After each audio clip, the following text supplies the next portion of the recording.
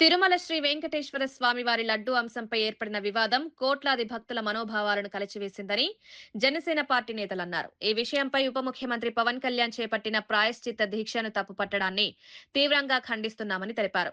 Janasena party Rayalaseema regional coordinator దారం అనిత మాట్లాడుతూ భక్తుల విశ్వాసం అంటే కేవలం ప్రసాదం మాత్రమే కాదని, తరతరాలుగా కొనసాగుతున్న ఆధ్యాత్మిక నమ్మకం, సంస్కృతి, ఆత్మగౌరవమన్నారు. అలాంటి విశ్వాసంపై విమర్శలు చేయడం హిందువుల మనస్సులను బాధ పెడుతుందని పేర్కొన్నారు. ప్రయత్నాలు చేస్తున్నారు. ఈ విషయం అందరికీ తెలుసు.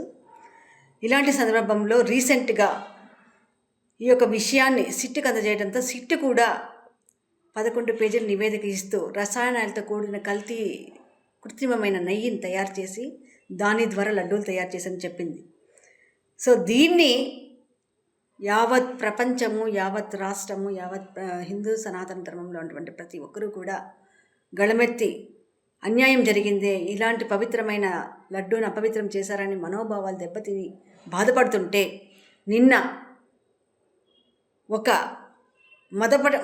మదమెక్కిన రోజా అని పేరు పెట్టుకున్నట్టు ఒక వరస్ట్ క్యారెక్టర్, నాటకాలతో బతికే రోజా వచ్చి ప్రెస్ మీట్ ముందర మళ్ళా నాటకానికి తెరేస్తుంది. ఈమె చెప్తుంది ఎక్స్ మినిస్టర్లను ఎలా మాట్లాడాలో, సంస్కారంగా మాట్లాడాలో తెలియదా అని. మీ ఎక్స్ మినిస్టర్ అంబటి రాంబాబు కానీ జోగి రమేష్ కానీ తెలియదా? ఒక పదవిలో ఉన్నటువంటి ముఖ్యమంత్రి గారిని కానీ ఉప ముఖ్యమంత్రి వారి కానీ ఎలా రెస్పెక్ట్ ఇవ్వాలో, ప్రజలకు ఎలా రెస్పెక్ట్ ఇవ్వాలో తెలియదా వాళ్ళకి? ఆ స్టేజ్లో ఆ పదవులు అనుభవించి కూడా వాళ్ళు అంత వరస్ట్గా ఉంటే వాళ్ళు అన్న మాటలు విని మేము సైలెంట్గా ఉండాలా? ఉప ముఖ్యమంత్రి పవన్ కళ్యాణ్ గారిని ఈ రోజా అంటుంది, జీవితమే నీ ఒక నాటకం ఈ రోజాది, ఇలాంటి నాటకాల్లో బతికిపోతుంది రోజా. ఉప ముఖ్యమంత్రి పవన్ కళ్యాణ్ గారు వివిధ వేషాలు ధరించి లడ్డూలో కల్తీ జరిగిందన్నారు. కల్తీ జరగలేదు అని నీకు తెలుసా? కల్తీ జరగలేదని సిట్ నివేదిక నువ్వు చదవలేదా? సిట్ నివేదిక చదివితే 11 పేజీల నివేదికలో రసాయనాలతో కూడిన నెయ్యి తయారు చేసి దాని ద్వారా లడ్డూలు తయారు చేశారన్నారు. రసాయనాలతో కూడిన నెయ్యి అంటే ఆ రసాయనాలు ఏ విధంగా తయారవుతాయి? ఆ పదార్థం ఎలా తయారవుతుంది? వివిధ జంతువుల కొవ్వులతో తయారు చేసి రసాయనాలుగా నెయ్యిగా క్రియేట్ చేసి ఆ నెయ్యిని లడ్డూలకు వాడినారు. ఆ విషయం అందరికీ తెలుసు.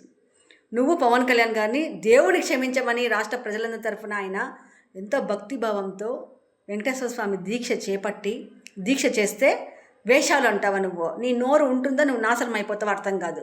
నీ హయాంలో నువ్వు మినిస్టర్గా ఉన్నప్పుడు ఎంతమందిని మందలు వేసుకొని పోయి వాళ్ళ దగ్గర డబ్బులు వసూలు చేసి తిరుమలలో దర్శనాలు చేయించి ఎన్ని టికెట్లు నువ్వు తీసుకొని వాళ్ళకి దర్శనాలు చేయించి నువ్వు డబ్బులు తీసుకోవాలి. నువ్వు కూడా శిక్షార్హురాలువే.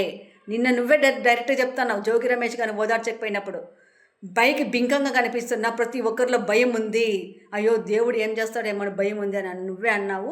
మళ్ళీ ప్రెస్ మీట్ ముందు వచ్చి నాటకాలు ఆడతాడు, వేషాలు వేస్తాడంట పవన్ కళ్యాణ్ గారిని. నీ నాలుగు కట్ చేస్తాం వచ్చి నగిరికి. ఇంతవరకు రోజా గురించి నేను మాట్లాడలేదు, ఎందుకంటే ఇలాంటి వరస్ట్ క్యారెక్టర్ గురించి మాట్లాడేదే వేస్ట్ ఆఫ్ ది టైం అనేసి. అలాంటి నువ్వు పవన్ కళ్యాణ్ గారి జోలికి వచ్చి వేషాలు గీషాలంటే మాత్రం నీకు ఒక నగిరికి వచ్చి బట్టలు తీసి కొడతాను రోజా, గుర్తుపెట్టుకో. నువ్వు ఈసారి గాన వేషాలు గీషాలు అని పవన్ కళ్యాణ్ గారి గురించి కానీ దేవుడి విషయంలో కానీ చీప్గా మాట్లాడి నాటకాలు అవి ఇవి అన్నావంటే మాత్రం మదనపల్లి నుండి మేము మహిళలందరూ వచ్చి నగిరికే వచ్చి నిన్ను చెప్పుల హారం వేసి ఆ చెప్పులతోనే కొడతామని సందర్భంగా తెలియజేసుకుంటూ ఖబర్దార్ రోజా.